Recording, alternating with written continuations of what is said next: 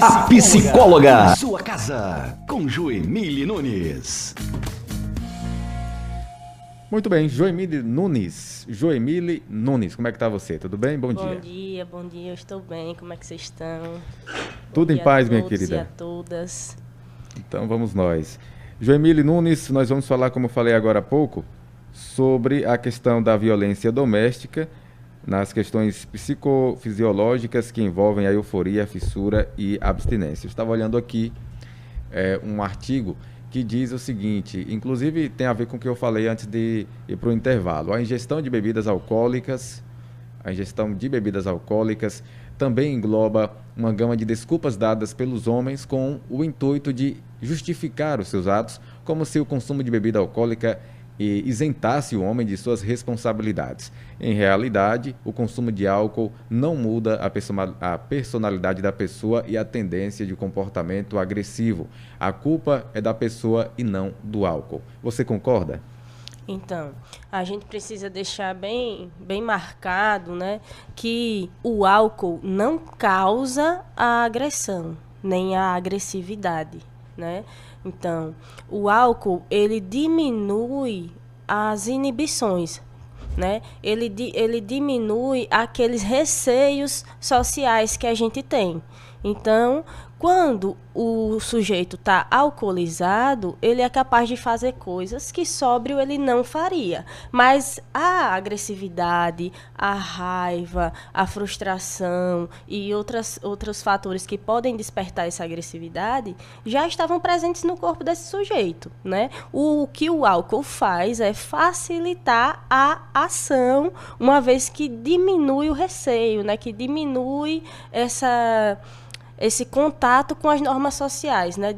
A pessoa, de alguma maneira, perde um pouco os receios em relação às normas sociais, né?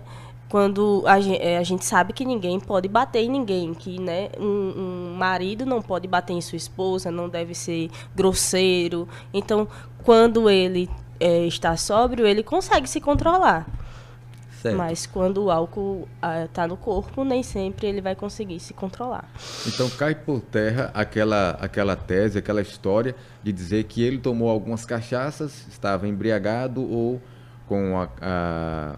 com sangue quente. Gostam de dizer isso também, né? Ele estava com sangue quente porque tomou umas cachaças. Uhum. Então, não tem nada a ver, né? Aí, como você já falou aqui, e o próprio artigo que eu li agora há pouco, diz que a culpa é da pessoa e não do álcool. Então, o álcool apenas deixa a pessoa com menos receio, como você disse, mas a personalidade, ela não muda, né? Exato.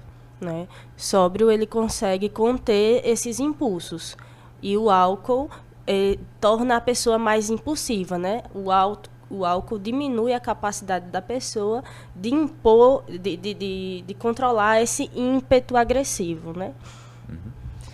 Certo. E a mulher nesse contexto, né? A minha pergunta desde o início que eu estava pensando é como colocar a mulher nessa história? Porque o homem está enfrentando um problema, né, de alcoolismo, precisa lutar contra esse problema. E qual é o conselho para a mulher que está vivendo com esse homem? Uhum. Então, a mulher, ela deve buscar apoio psicológico e social, né? Existem grupos, né, que podem acolher companheiras e familiares de pessoas que sofrem do alcoolismo, né? Lembrando, semana passada a gente caracterizou um pouco o alcoolismo. O alcoolismo é uma doença, né, relacionada à dependência do uso do álcool que cria, né, essa dependência química. Tem uma série de efeitos no cérebro que causam dependência, né, e que fazem com que o álcool, o consumo de álcool traga prejuízos sociais, financeiros, relacionais, laborais para esse sujeito. Então, é caracterizado como doença, uma vez que traz prejuízos decorrentes dessa dependência. Muito bem. Quando o homem descobre que a mulher tem um amante, ele perdeu a cabeça e agrediu, por exemplo, isso parte de quê? Repita, por favor. Digamos, quando o homem descobre que a mulher tem um amante e perdeu a cabeça, por exemplo, e agrediu, isso tem o que a ver com o nosso tema que estamos debatendo hoje? Por exemplo, ele fica nervoso, perde a cabeça e começa a agredi-la, e a convivência começa a ficar realmente uma situação indesejada. Que decisão a mulher deve tomar, por exemplo? Aí você está questionando em relação ao álcool associado a essa violência ou não? Sim, as duas coisas juntas. Então, a gente precisa falar sobre machismo, né? A nossa sociedade, ela é estruturada no machismo. E uma das questões relacionadas ao machismo é a dificuldade do homem de lidar com as suas frustrações, né? Historicamente, os homens são colocados num lugar de dominação, né, nas suas relações. Então, quando ele é frustrado, né, ou quando essa dominação ela é, digamos assim, prejudicada, né, ela é atingida de alguma maneira, o homem tende a ter reações agressivas, tendo em vista a maneira como ele aprendeu que um homem se comporta, né? E o álcool faz com que esse comportamento seja facilitado, como a gente disse, né? O álcool age no cérebro, diminuindo essa capacidade crítica, essa capacidade de conter o impulso, de pensar duas vezes, de respirar fundo. Então, a pessoa tende a agir imediatamente em função desses fatores aí, que pode ser a raiva, a frustração, o medo, né? Se sentir ameaçado de alguma forma, de ter sido atingido na sua honra, né, masculina, tudo isso. Antes de Romário continuar, lembrando, Gemília, que essa desculpa. conversa é sobre o que o homem faz, não sobre o que a mulher fez. Claro, claro. Né? Você perguntou o que a mulher deve fazer. É muito difícil a gente dizer o que uma pessoa deve fazer, né? Existem políticas que se colocam, né, para dar algum tipo de atenção a essa mulher, né? Tem a questão tem a Lei Maria da Penha, tem as medidas protetivas, tem uma série de coisas que aí daria mais uma série de conversas, né? Se essas medidas realmente protegem, se essas mulheres são bem acolhidas quando vão fazer as denúncias. A gente sabe que existe uma subnotificação muito grave em relação à violência doméstica. O que a gente tem que afirmar é que o machismo mata, né? Que o machismo mata imediatamente e progressivamente. A mulher, ela não pode ser violentada porque ela descumpriu um acordo com o seu companheiro, né? A fidelidade é um acordo. Quando você tem um companheiro, uma companheira, você combina que vocês vão guardar fidelidade um ao outro. E ninguém tem direito a agredir ninguém porque um acordo foi descumprido. Mas nesse caso também acontece de se um dos dois não tomar a decisão, é claro que a tendência é que essa violência sempre ela vá aumentando dentro de casa, né? É muito complexo, né, dizer como as pessoas devem conduzir essas situações. Mas a minha recomendação enquanto psicóloga é que essas pessoas, né, tanto o agressor quanto a vítima, busquem acompanhamento psicológico para que eles possam construir caminhos de possibilidade para si e para essa relação. Certo. A Isabela fez uma pergunta agora há pouco para você. Como é que a mulher deve se defender? Como é que ela deve se comportar quando o marido estiver nesse processo aí do alcoolismo e fazendo esse tratamento? Foi mais ou menos isso, né, Isabela? Isso, e vou até fechar a sua pergunta, muito bem lembrado, Romário, porque nós mulheres, Joemile, somos ensinadas a ficar e a aguentar. Exato. Então, ficar e aguentar um alcoólatra? Então, é difícil dizer o que as pessoas devem fazer, né? Como eu já havia dito. Então, a minha recomendação, mais uma vez, é que essas mulheres busquem grupos de apoio, né? Existem alguns grupos de apoio no Brasil que cuidam dessas mulheres e familiares, inclusive os Alcoólicos Anônimos, talvez seja o grupo mais acessível na nossa região, né? Também conseguem fazer o acolhimento dessas pessoas. Os Alcoólicos Anônimos não são só para os alcoolistas, né? Eles também conseguem dar algum acolhimento para essas mulheres e familiares. Certo? Que as mulheres busquem acompanhamento psicológico, né? Que elas tenham um espaço onde elas possam falar sobre isso, questionar, né, essa crença de que deve ficar e aguentar. Não é verdade que ela deve ficar e aguentar. É uma escolha, uma decisão de acordo com as possibilidades de cada um. né? Que as famílias possam, né, se unir e acolher de maneira respeitosa e sem julgamentos essas pessoas que estão nessa situação de tamanho sofrimento, né? Então, que os pais e mães, filhos e comunidade, né, vizinhos, amigos, possam dar suporte emocional para essas mulheres também, sem julgamento, né? Não é uma situação fácil, não é simples simplesmente se separar, simplesmente sair da sua casa, sair do seu casamento. Isso envolve uma gama bastante complexa de fatores, certo? Joemília, nós já sabemos que o homem alcoolizado, né, que o álcool pode deixar o cara mais, como você disse, menos receoso, né, com as consequências depois. E quando o indivíduo está no processo ali de tratamento, está na abstinência, por exemplo. A abstinência pode também provocar violência contra as mulheres em casa, pelo companheiro? Sim, a abstinência, ela tem uma série de características, né? Desde características físicas até características psicológicas, né? Então, uma das coisas que acontece na abstinência, né, que está um tanto relacionada à violência, é que a abstinência causa confusão mental, mau humor, irritabilidade, inquietação, e facilmente isso pode se transformar em violência, em agressões, né? A mulher que está ali próximo acaba sendo esse lugar onde ela acaba depositando essa agitação, né? Essa inquietação, esse mau humor, todos esses sentimentos que ele está nutrindo em função da intoxicação, né? É bom lembrar que o álcool é uma droga, a pessoa fica intoxicada. E quanto mais ela tem o uso nocivo do álcool, mais o corpo vai perdendo a capacidade de metabolizar essa substância. Então, conforme a pessoa mantém um uso prolongado e nocivo do álcool, essa substância vai trazendo problemas para o organismo, que vai piorando tanto durante o uso, como vai piorando o uso. Durante o uso, a pessoa tende a ficar, né, mais vulnerável.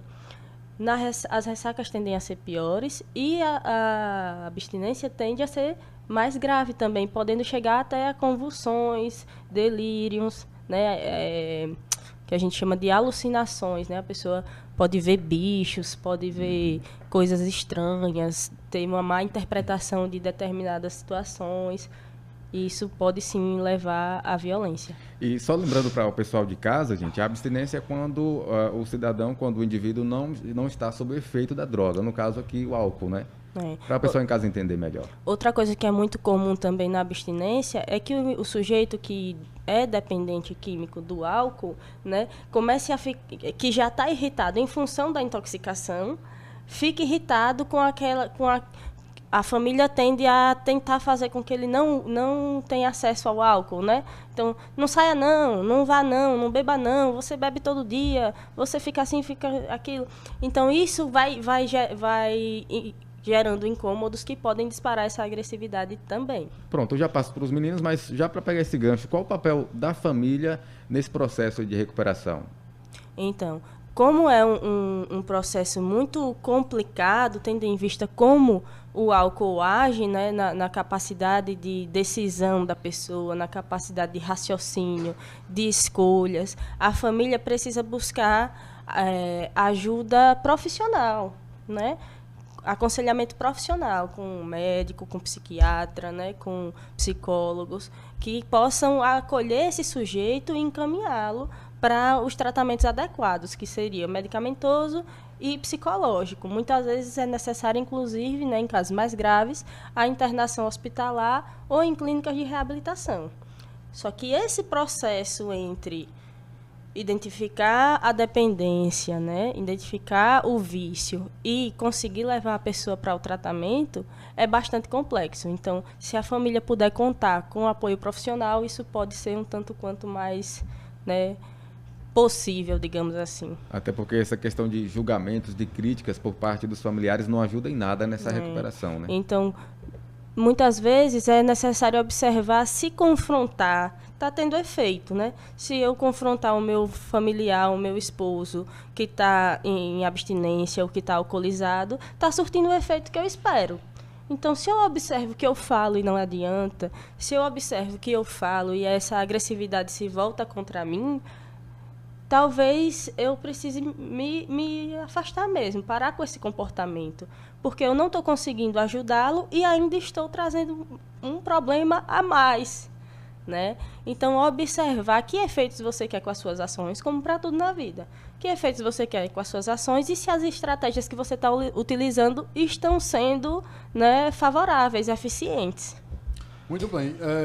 Um alcoólatra, por exemplo, sente ainda os sintomas clássicos, que já foi falados aqui, da abstinência, ao ficar sem consumir a substância. Por exemplo, suor, a tremedeira, a ansiedade, nervosismo, por aí vai, né? Isso mesmo.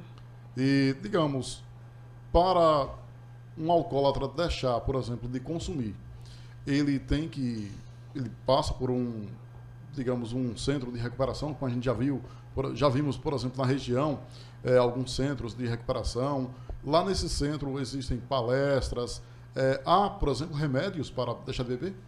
Sim, o tratamento deve ser medicamentoso e psicológico, né? Em casos mais graves é necessário a internação em hospitais ou em clínicas de reabilitação para que tenha esse acompanhamento, né? Tanto psicológico, que às vezes acontece através das palestras, ou do acompanhamento de um terapeuta, né? Psicólogo, ou de um terapeuta ocupacional. Vai variar de acordo com a metodologia de cada lugar, mas, de maneira geral, é necessário ficar observando como é que está se comportando, né, a pressão arterial, o fluxo sanguíneo, como é que está. Então, tem que ficar fazendo testes para entender como é que esse indivíduo está se comportando com a medicação, se está tendo efeito, em que medida ele está desintoxicando. No caso, as palestras ajudam mais até do que o medicamento. Porque eu, por exemplo, eu já tive a experiência de acompanhar muitas palestras, por exemplo, em frente à residência de alguém da minha família, existia um centro, por exemplo, de recuperação de pessoas alcoólatras. E aí eu e toda a vizinhança, a gente via muito quando eles iam para as reuniões, aquelas palestras, e eles comentavam depois, né, sobre o que era passado ali, as experiências, a troca de experiência de um para o outro. Então, realmente, a gente acompanhava muito sobre esse assunto tão delicado que é o alcoolismo. Não, o tratamento é feito em conjunto, né? Nem só o medicamento, nem só as palestras. É importante que esse tratamento seja multidisciplinar, porque muitas vezes, se a pessoa não estiver medicada, ela não vai conseguir nem assimilar aquela palestra, né? Uhum. A mesma coisa em relação ao medicamento. O medicamento dá à pessoa a condição de estar no presente, de desintoxicar, mas é preciso que ela entenda quais são as questões emocionais que mantêm essa relação com o álcool, né? Que função o álcool está desenvolvendo na vida dela.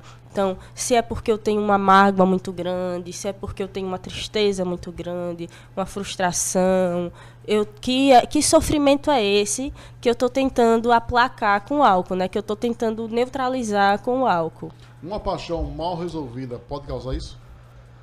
Dependendo da intensidade do que esse afeto está causando, sim. Não, é porque eu já vi, por exemplo, alguns exemplos mesmo de pessoas comentarem que já bebiam porque não tinham sido correspondido ou correspondida no amor, e muitas pessoas levam por esse caminho aí, e realmente a gente sabe que vivemos em um mundo complexo, né? Uhum. Então, as questões emocionais não podem ser julgadas, né? Para uma pessoa pode ser uma bobagem, mas para outra é extremamente intenso. Então, assim, as questões afetivas devem ser tratadas com devido cuidado e atenção. Então, uma paixão mal resolvida pode ser fonte de muita tristeza, angústia, ansiedade para algumas pessoas. Tá certo. Joemile Nunes, muito obrigado. Um ótimo final de semana para você. A semana que vem a gente continua com esse assunto? E aí, o que vocês acham? Precisa continuar? Vamos continuar. Então tá bom. Né? Tá certo, então. Vamos fazer mais um capítulo. Tá bem.